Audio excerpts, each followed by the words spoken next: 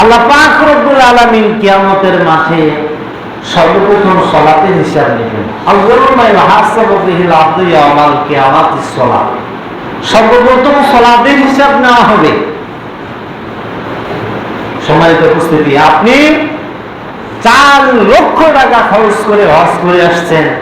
হজ একটা ফরজ ইবাদত। আগে হজের কথা জিজ্ঞাসিত হবেন না, আগে জিজ্ঞাসিত হবেন সালাতের কথা।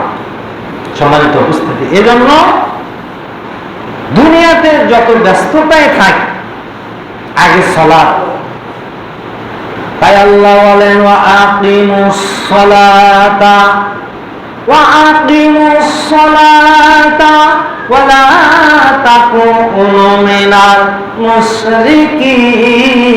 মুশরিকিন।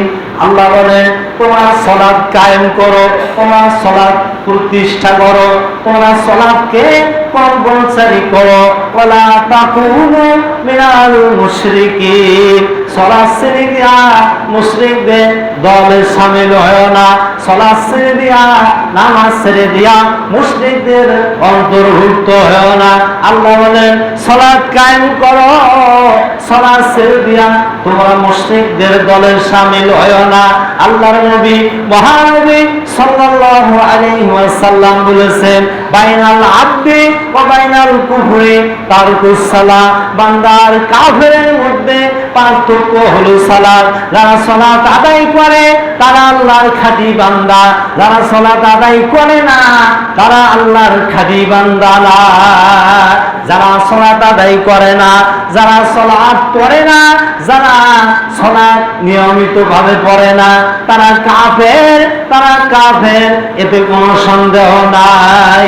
আল্লাহর নবী সাল্লাল্লাহু আলাইহি ওয়াসাল্লাম বলেছেন মান তারাকাস সালাতা মুতাআম্মিদান ফাকাদ কাফারা। কেউ যদি ইচ্ছাকৃতভাবে সালাত ছেড়ে দেয় ফাকাদ কাফারা জিহারান, সে প্রকাশ্যভাবে কুফরি করলো। আল্লাহ বলেন সালাত কায়েম করো, সালাত ছেড়ে দিয়া মুশরিকদের কাতারে শামিল হয় না, মুশরিকদের দলে শামিল হয় না। রাসূল সাল্লাল্লাহু আলাইহি ওয়াসাল্লাম বলেন তোমরা সালাত কায়েম করো, তোমরা সালাত কায়েম করো। আমাদের কি হলো গো? আমরা আল্লাহর আইন অমান্য করলাম। আল্লাহ বললেন সালাত কায়েম করো, সালাত প্রতিষ্ঠা করো। আমাদের বাংলাদেশে কত সরকার আসলো গেল, আমাদের বাংলাদেশে আরব সরকার তার শাসন আপনারা দেখেছেন, শেখ মুজিবুরের শাসন আপনারা দেখেছেন, জিয়াউর রহমানের শাসন আপনারা দেখেছেন, খালেদা জিয়া, বেগম খালেদা জিয়ার শাসন আপনারা দেখেছেন, শেখ হাসিনার শাসন আপনারা দেখেছেন, এরশাদ সরকারের শাসন আপনারা দেখেছেন। সরকারিভাবে কেউ সালাতকে কম্পালসারি করলো না, সালাতকে কেউ বাধ্যতামূলক করলো না। আমরা আল্লাহর কাছে কি জবাব দেব? রাসূলের কাছে আমরা কি জবাব দেব? আল্লাহ বলেন সালাত কায়েম করো, সালাত ছেড়ে দিয়া মুশরিকদের কাতারে শামিল হয় না। সালাত ছেড়ে দেওয়া যাবে না। সালাত ছেড়ে দিলে আপনি কাফের হয়ে যাবেন। গৌর গোবিন্দ, গৌর গোবিন্দ মাঝে আর আপনার মাঝে কোনো পার্থক্য নেই।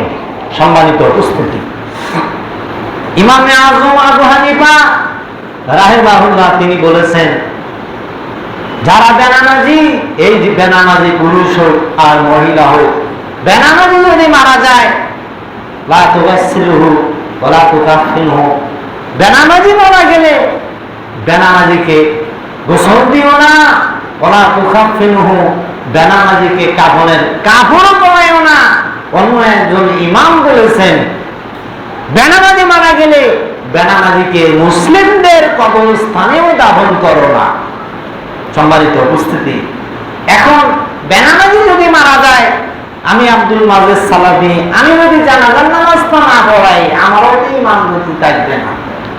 সম্মানিত উপস্থিতি, এজন্য সবাইকে সালাতমুখী হতে